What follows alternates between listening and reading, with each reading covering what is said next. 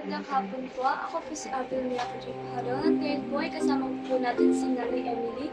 At mag-interview po tayo ngayon na may kinalaman po sa rational choice theory. At sisimulan po natin kay Kylo.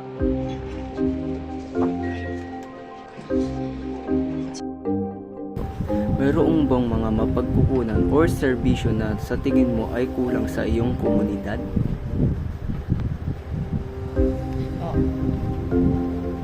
Opo. Bakit? Kasi kulang sa person pang budget. Basta ano na lang kasi hindi ko mayin Sige po, sa budget.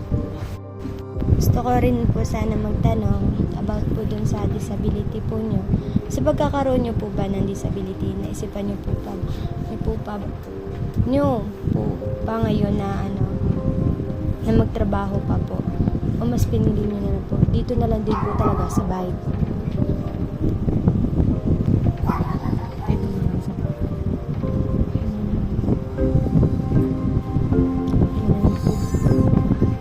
kasi may sa akin Sige po, salamat po.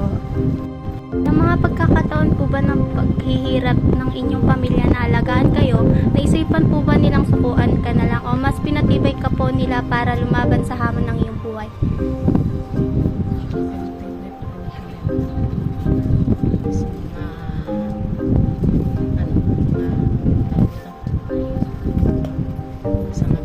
pangalaga nila sa akin.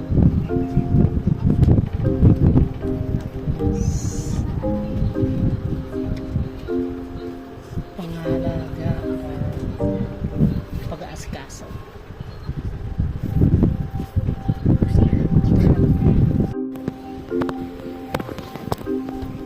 Naisin mo po bang doktor at nurse na lang ang mag-alaga sa inyo o mas gugustuhin mo na lamang po na kapamilya o kaya naman kakilala? At bakit po? Doktor, Bakit po? para ma-monitor ko yung kagalingan ko. Sige po. Sunod po na question is kung nabanggit niyo po kasi kanina na meron pa pong chance na gumaling kayo, tama po ba? Pag kayo po ay gumaling, ano po, mas pipiliin niyo po bang ibahagi yung gamot na nakapagpagaling sa inyo or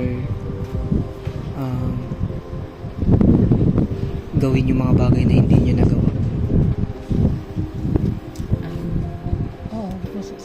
Pwede rin na ibigay yung gamot sa kanila na gamot na nakagaling sa akin o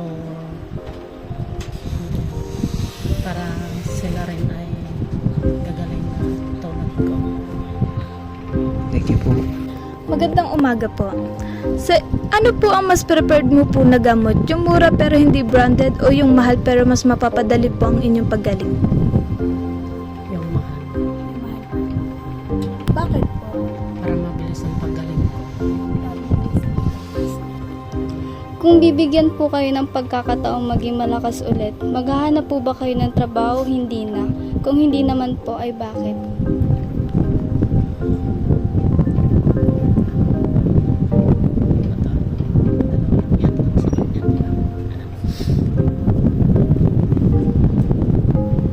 Hindi na. Bakit? Dahil may nagsusuporta sa akin.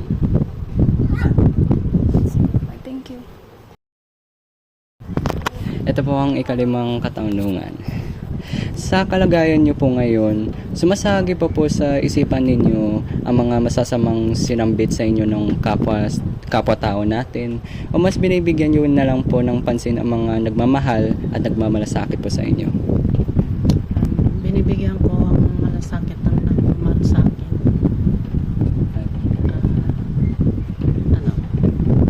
Hindi ko binibigyan ng pansin yung mga sinasabi. Thank you po. Kung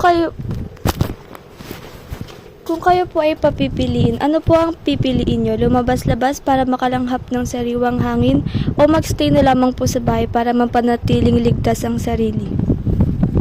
Labas-labas na lang para makano ng sariwang hangin. Thank you po. Thank you po. At dito na po nagtatapos ang aming interview. Nanay Emily, maraming salamat po. Maraming salamat po sa pagpayag po na interview po namin po. Yun lang po.